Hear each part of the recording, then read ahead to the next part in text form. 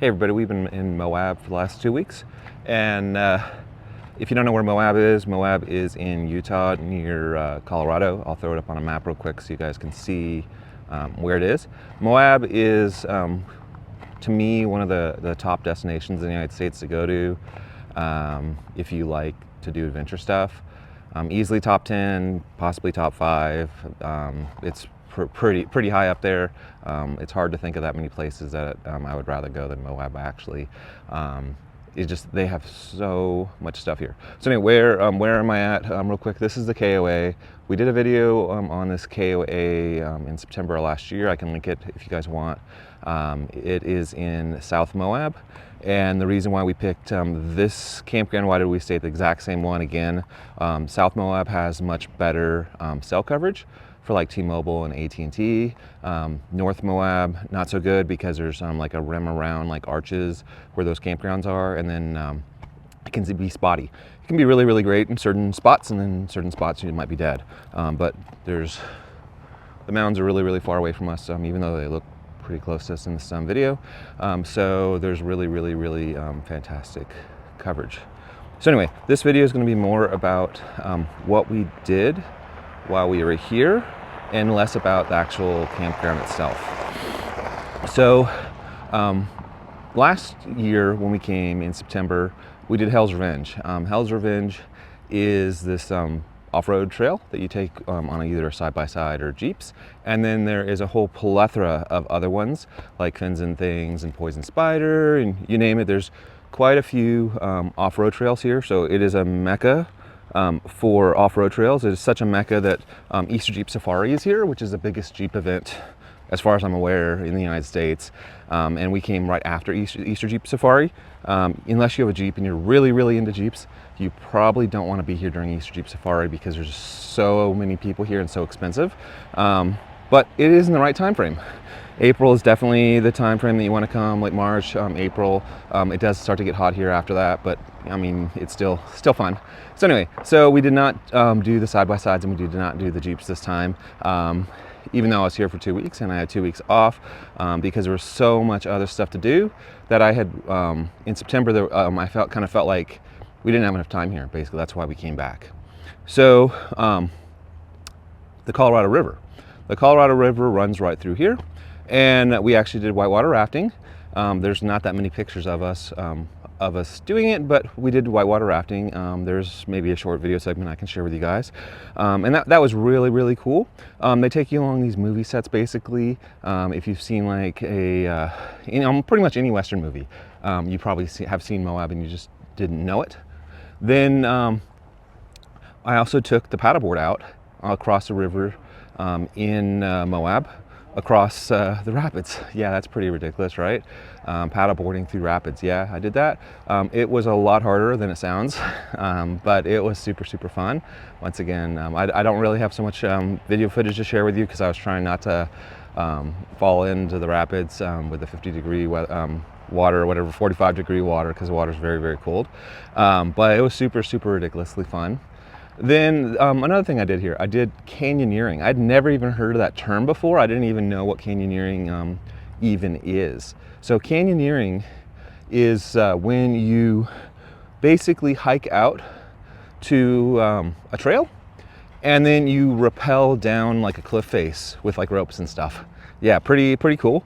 The one that I did in a group, we walked down Fins and Things, which is a super well-known Jeep trail. And then we got to Cathedral, and Cathedral is basically a hole in the ground. It's probably the best way to kind of describe it. I'm sure there's a technical term for that. But we went down 150 feet into Cathedral, and there's a small platform, and then you make it all the way to the bottom. And then after you get through Cathedral, and you don't have to carry the ropes or nothing. All you carry is just a hat and then like the rappelling belt and some gloves. So you can easily fit that in a day pack. The guide that you have with you will carry like all that kind of cool stuff. So it's not even that big of a deal to carry all that stuff, but it is fairly aggressive hiking to get out there. So anyway, we rappelled Cathedral, which was absolutely beautiful. And I had never done it before, so it was super, super exciting. going off a cliff face, like is vertical, and certain spots I'm just trying to figure out how even I'm supposed to rappel. He gave us some basic instructions. I mean, it was safe. They had a safety rope on us and all that kind of stuff. Then you get to this plateau, and the plateau is only reachable by rappelling because there's no trail that gets there. It's not anywhere that you could normally get. And then the other thing I learned is in Moab, everything is sandstone, meaning basically you can't really mountain climb up it because it's too soft, but it's very porous and spongy, and that's what makes it so much a big deal for jeeping or mountain biking. So anyway, after that we went down to Morning Glory Arch. And we rappelled it. Yeah, rappelling an arch is like so freaking cool. The other thing I learned about Morning Glory Arch is it is basically one of the only trails that allows dogs in all of Moab. Okay, so probably enough on rappelling. As cool as it was, while we were here, there's also a golf course here, the Moab Golf Course. I played, I want to say 4, maybe 5 rounds of golf at the golf course. Like, that's a lot of golf. But we're just getting back into golf. I hadn't played golf in like 10 years. And I was really trying to just get a handicap established, and just, even if it was like, I suck, like that's cool, whatever. So played a lot of golf at the Moab Golf Course. There's only one golf course here. And for the most part, if you go over there like on Tuesday to Thursday in the morning, like you can just like pop over there. They probably will just let you just get on the course. If you want to play like on a Saturday or a Sunday, make sure you get a tee time way super ahead of time.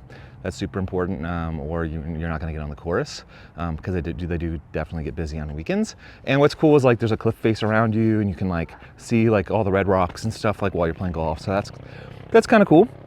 Then I mentioned mountain biking. Mountain biking is a humongous thing. So like sitting at the hot tub, you're usually around mountain bikers, believe it or not, because what it seems like is mountain bikers go out first thing in the morning when it's cooler, then they come back and they just chill out at the pool in the hot tub in the late afternoon when it starts to get hot. Where the guys that are in like the side-by-sides and the Jeeps, they usually stay out until after dark, and like they're rolling back in here dark for a campfire. You don't really see those guys at the pool so much, or women or whatever. They don't see people at the pool so much that are into the off-road community. It seems like that's more of the morning people that would be the mountain biking. So anyway, mountain biking. The most difficult trail or longest trail in the United States is here. It's called the Whole Enchilada. And then it is so steep. The top of it right now is covered with snow, so you can't actually do the Whole Enchilada right now, even though we're into April, almost into May. And so they can't really take you to what they call the top of the enchilada. Yeah, they got all these like cool terms, right? But they can take you pretty high up into it. But that's not the only mountain biking trail here. There's also another one here called Slick Rock. Slick Rock is a very super well-known trail. I mean, if you just talk in the mountain biking community, people should know what that word means. What's cool about Slick Rock is it's right next to Hell's Revenge. So if you are in the Jeep community and you know what Hell's Revenge is, which is this like very super scenic, open, rolling sandstone hills.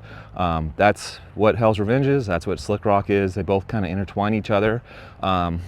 Slick Rock is designed actually for motorcycles, believe it or not, like Harley Davidsons and stuff from the 50s, if you watch like the video on the history.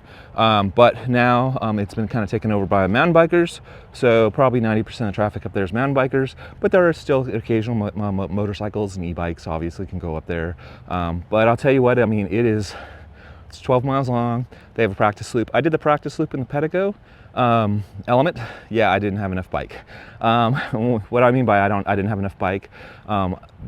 If you're not into mountain biking, you probably don't understand this. I'll just mountain biking 101.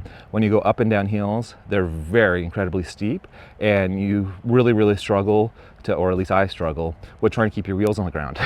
And what I mean by that is if you're going up like a 45-degree angle, you have a tendency of wanting to kind of, you know, fall back, right? Or like pull the tire off the ground, which means that you need to put your body over the handlebars, and you have to really try to get that weight on that front wheel. And then when you go down hills, the same thing applies. You kind of lean back a little bit, so you're trying to move your weight around on the bike to not fall over. That's kind of important, right? Because you don't want to get all screwed up. With a Pedigo element, which I have, the wheelbase is so small, it's really hard to keep your weight where you need to have it at. I needed a longer bike basically for it to work out. And there are certain mountain bikes that are just obviously designed more for uphill that have more weight in the front, or they're angled more, so your body's more in front. And then there's certain ones that are designed for the other way around, for downhill. But those are not the only 2 trails at Moab. There are tons and tons of trails up here, all kinds of difficulty levels, mostly on the more difficult side of the house, but they do have some beginner trails out here. Then national parks. We actually did national parks while we were out here also. We did not do arches. We did arches in September last year. There's video footage of us at arches in another video. But we did do Canyonlands. And the important thing to point out, if you're interested in coming out here and going to Canyonlands, is Canyonlands is divided into 3 sections. There's some rivers that go through it that basically divide it up. And there's like a 4 to 6 hour drive from one section to another section because there's no bridges. So that means that even if you are super into these national parks and you want to do all of Canyonlands, it's going to take at least 2 days minimum, okay? Because they say that like just doing 2 sections or just thinking that you're going to put your feet down in 2 sections and maybe not even see the whole thing is very difficult to do in a single day, 2 sections. So you almost need like a section per day, and then that's just going to be highlights of it, you know what I'm saying? Because it's so big. So anyway, we did Island in the Sky. That is the section of Canyonlands that we went and did. Island in the Sky is the area that is closer to Moab. It's also the place that's easier to get into, that you can immediately get some scenic footage, which is like really cool. And then the other 2 sections are much more designed for like backpacking and river rafting and stuff like that, where you're doing like activities and not so much just like the tourist thing, so to speak. So yes, very exciting. We also walked around downtown Moab. Obviously, they have all these cool restaurants, and what you'll discover is there's actually bike trails that go all throughout Moab, and there's even like a bike park that's dedicated to one of the people that established like biking out here, with like all these like really cool looking little practice things. I don't even know what to call them, but they're like little kind of things on the ground that you ride your bike over to kind of practice doing. I mean, there's so much cool stuff here. Everywhere you look, pretty much on any street, there's somebody that you can tell is really excited about being here. It has really positive energy. I would just say, I mean, come to Moab, you'll find something that you like. I mean, obviously with the 2 national parks here, they also have hiking. I didn't even mention that. Well, I did. I said we hiked up fins and things, right? So you got like basically all the river stuff. They also have boats that go on the river, motorboats. They got cruises and stuff. These not like gigantic cruises, little cruises like that show you around. So there's like the Colorado River, which is water stuff. There's all the hills, which is like mountain biking, hiking, rappelling, canyoneering, off-road. Oh, also, in the United States, this is a kind of a weird thing. You're not allowed to like jump off objects that are owned by federal property, but in Moab you are. So all these like cliffs that you see behind me, all this stuff, you can just climb up there basically and jump off it with a parachute and base jump. So base jumping is a gigantic thing out here because for whatever, I don't know, reason, somebody can put in the comments if they want why, you can do base jumping on federal land around Moab, but you can't do it anywhere else in the United States. So base jumping is a gigantic thing here. I even saw some stuff for parachuting and stuff. It's just so much energy and so much stuff. The other thing to be aware of is because it's so popular and so positive energy, so cool. Probably almost every other weekend there's a big event here going on of some kind. So like whatever weekend you pick to come out here, I would probably go and do a little research and find out, is it muscle car weekend, or is it Jeep weekend, or is it Toyota weekend? I just found out like that this week that we've been here has been Toyota week. I didn't know it because I'm not really into Toyotas, but yeah, the Toyotas, they're all like camped out over there or whatever. And the guy at the pool was telling me that this is one of the big Toyota weeks. And yeah, just come out and have fun.